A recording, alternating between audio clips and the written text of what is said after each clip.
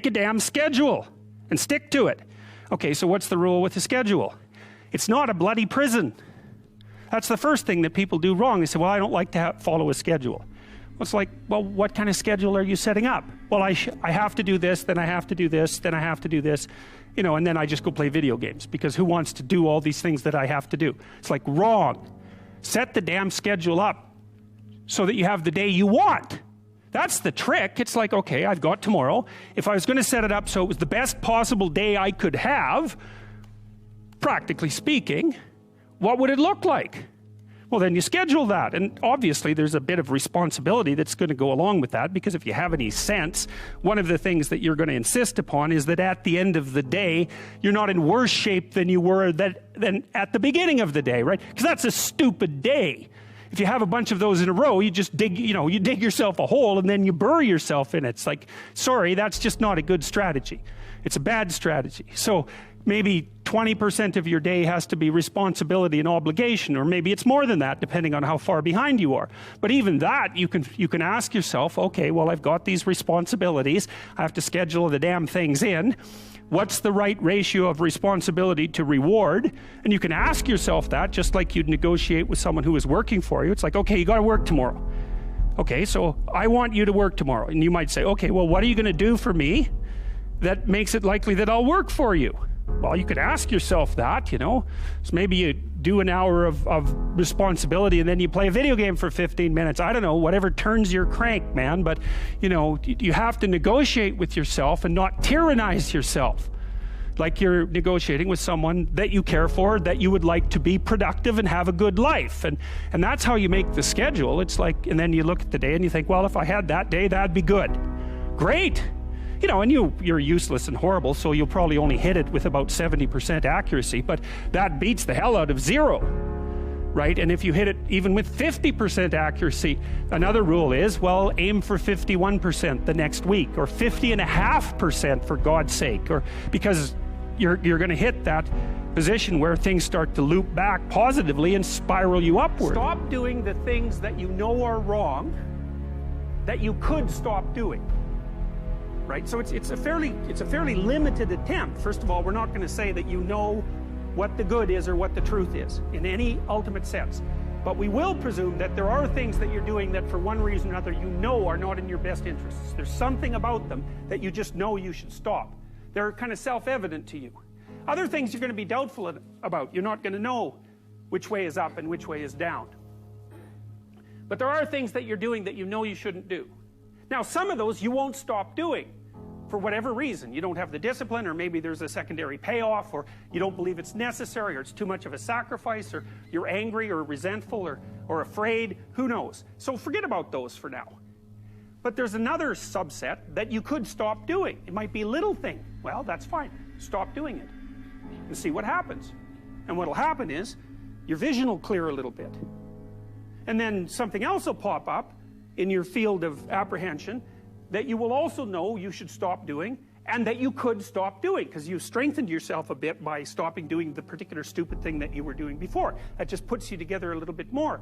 And you could do that repeatedly for an indefinite period of time. And that doesn't necessarily mean that you're going to ever be able to formulate a clear and final picture of what constitutes the truth and the good.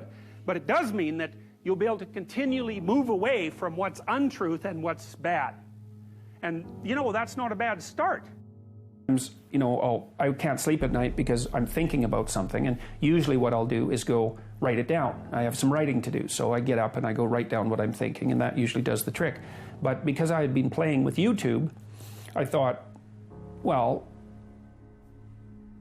I'll try making YouTube video and telling people what I'm thinking about, and see if that performs the same function as writing.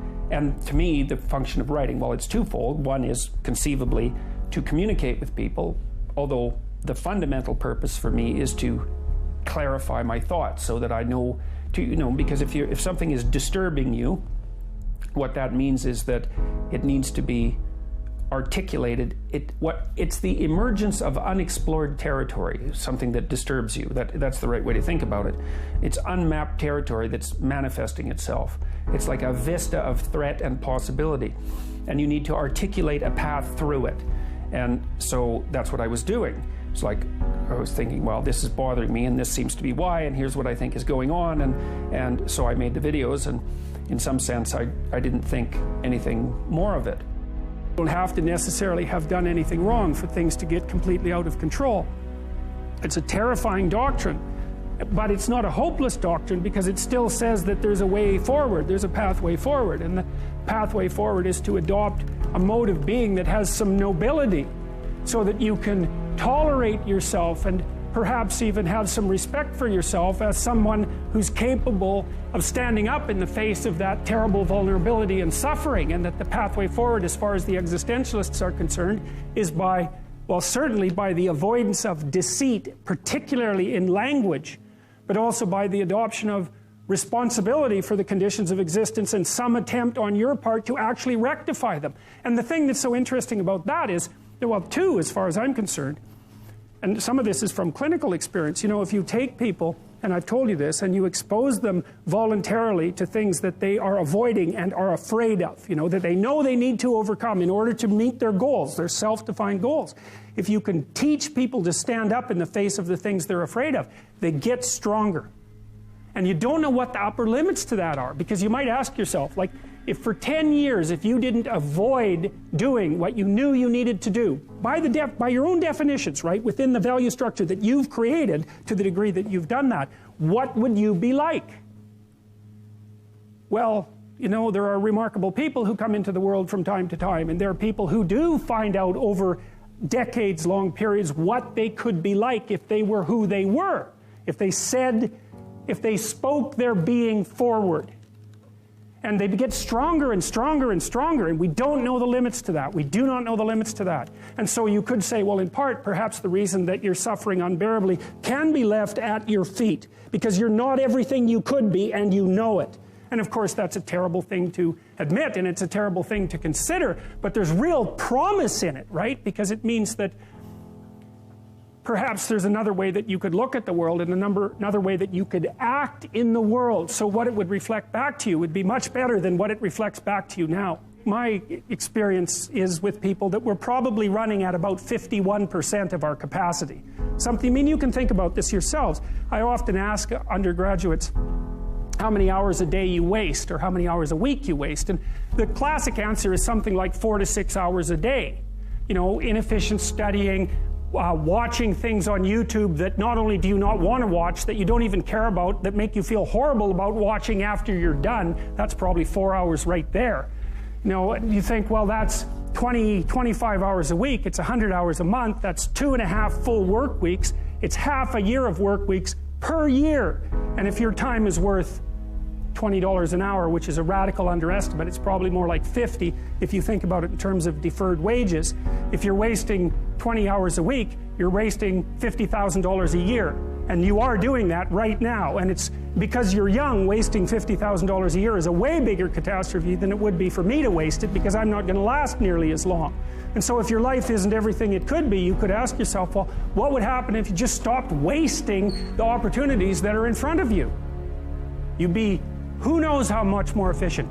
10 times more efficient, 20 times more efficient. That's the Pareto distribution. You have no idea how efficient people get. It's off the charts. Well, and if we all got our act together collectively and stopped making things worse, because that's another thing people do all the time, not only do they not do what they should to make things better, they actively attempt to make things worse because they're spiteful or resentful or arrogant or deceitful or homicidal or genocidal, or all of those things all bundled together in an absolutely pathological package. If people stopped really, really trying just to make things worse, we have no idea how much better they would get just because of that. So there's this weird dynamic that's part of the existential system of ideas between human vulnerability, social judgment, both of which are major causes of suffering, and the failure of individuals to adopt the responsibility that they know they should adopt It isn't merely that your fate depends on whether or not you get your act together and to what degree you decide that you're going to live out your own genuine being. It isn't only your fate, it's the fate of everyone that you're networked with.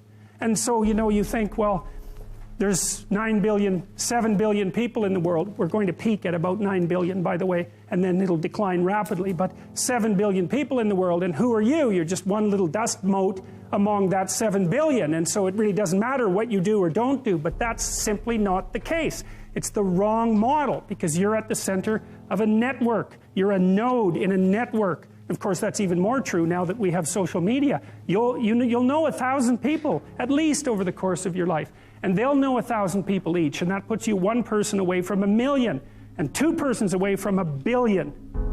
And so that's how you're connected. And the things you do, they're like dropping a stone in a pond. The ripples move outward, and they affect things in ways that you can't fully comprehend. And it means that the things that you do and that you don't do are far more important than you think.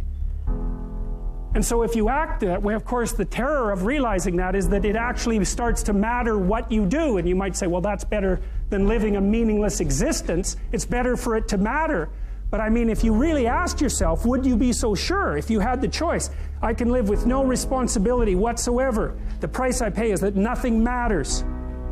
Or I can reverse it and everything matters. But I have to take the responsibility that's associated with that. It's not so obvious to me that people would take the meaningful path. You know, when you say, well, nihilists suffer dreadfully because there's no meaning in their life, and they still suffer. Yeah, but the advantage is they have no responsibility. So that's the payoff, and I actually think that's the motivation. Say, well, I can't help being nihilistic. All my belief systems have collapsed. It's like, yeah, maybe. Maybe you've just allowed them to collapse because it's a hell of a lot easier than acting them out.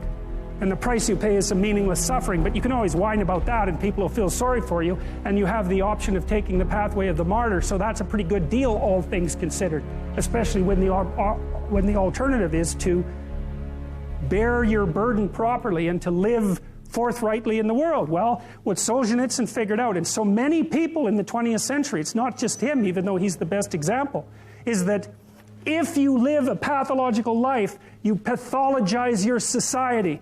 And if enough people do that, then it's hell. Really. Really. And you can read the Gulag Archipelago if you have the fortitude to do that, and you'll see exactly what hell is like. And then you can decide if that's a place you'd like to visit, or even more importantly, if it's a place you'd like to visit and take all your family and friends.